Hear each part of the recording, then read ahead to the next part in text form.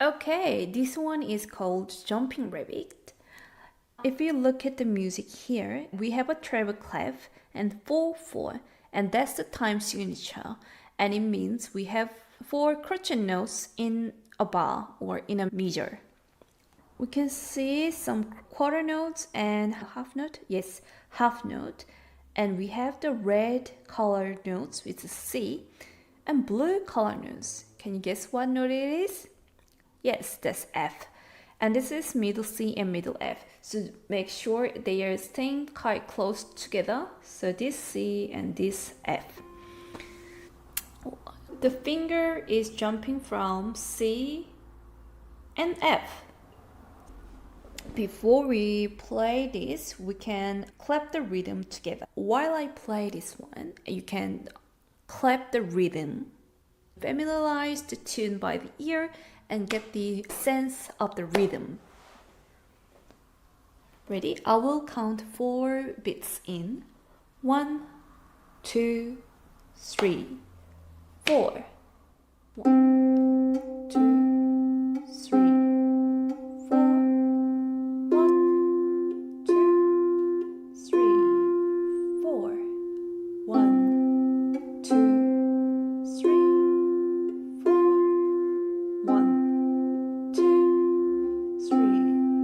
4. Well done. Okay, and the end of this music, end of the bar, we have 2 dots in the middle. That's the repeat sign. That means we are going back all the way to the top. That's how we play. So it's your turn to play with your right hand.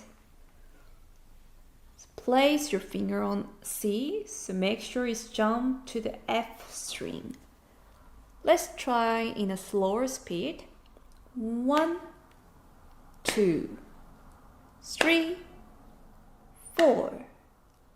1, 2, 3, 4.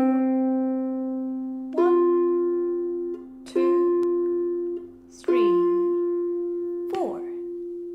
1, 2, 3, 4. 1, 2. Repeat. Go. 1, 2, 3, 4. 1, 2, 3, 4. 1, 2, 3, 4. 1, 2, 3, 4. Well done.